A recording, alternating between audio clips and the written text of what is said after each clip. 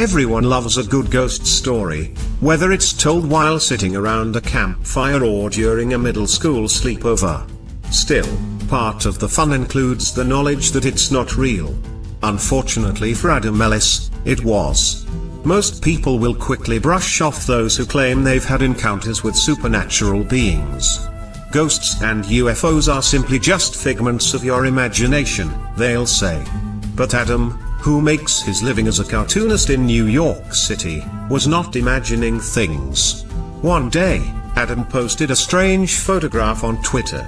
His cats had been gathering by the door around midnight. No one was in the hall, and Adam worried something else was drawing them to that spot. Was his apartment haunted? His followers were skeptical, until he produced proof. Adam's haunting tale began with a single tweet: "So, my apartment is currently being haunted by the ghost of a dead child and he's trying to kill me."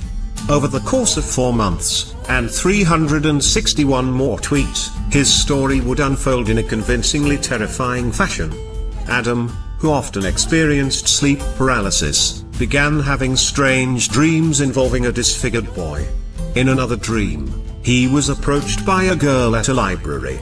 "You've seen Dear David, haven't you?" she'd asked. "He's dead.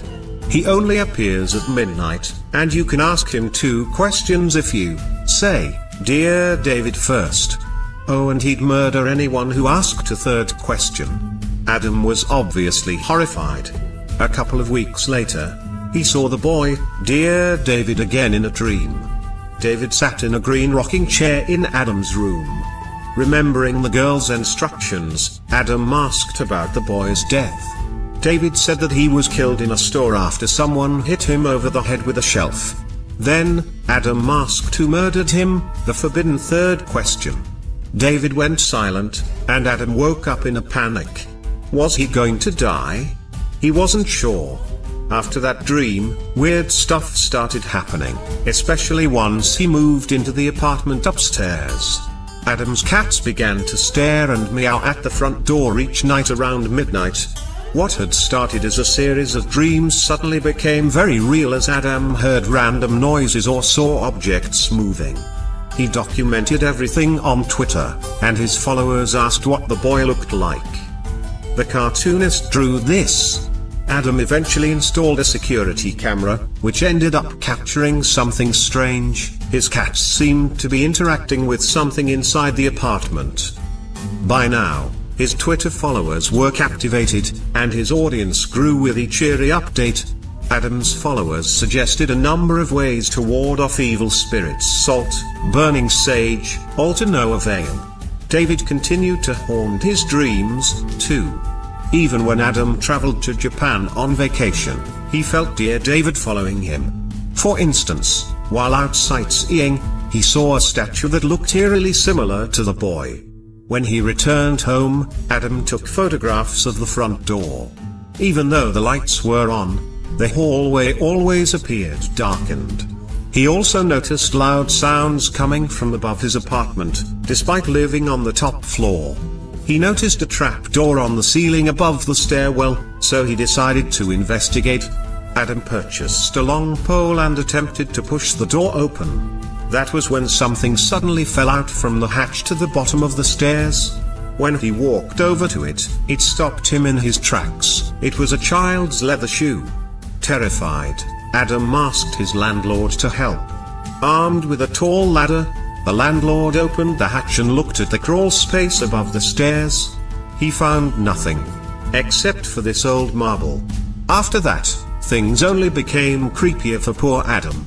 Hoping to gather more evidence, Adam downloaded an app that would take a picture from his phone every minute.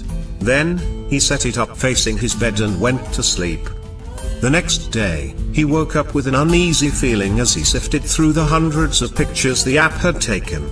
That was when he saw it, a little demonic boy, watching him while he slept. It was Dear David. Stunned, Adam continued to look through the pictures, wondering if any others would show the boy. In another photo, the figure looked up to the ceiling. Then, just as quickly as he arrived, Dear David vanished. only to return moments later, this time looming over Adam on his bed. But it was the last photo that really terrified Adam. Dear David's head could be seen as it moved toward the camera. In response, Adam tweeted, "I'm at a loss for words. That malformed ear, that stringy hair. I didn't even know what to think." Adam's followers were floored by the story and the photos he captured. Yet, that night seemed to mark the ending of Dear David. He began tweeting less about him, and he even claimed he hadn't seen him since, although he still got weird feelings on occasion. While many people have debated whether or not Adam's story was true or simply an attempt to further his career as a cartoonist, the story continues to attract both believers and skeptics all over the globe. Perhaps, we'll never know the absolute truth about whether Dear David was real or simply the creation of a bored cartoonist, but that doesn't make the photos and story itself any less haunting. Who's really to say whether Adam really saw Dear David or not? At the end of the day, his story is captivating, and when it comes to ghost stories, that's really all you can ask for.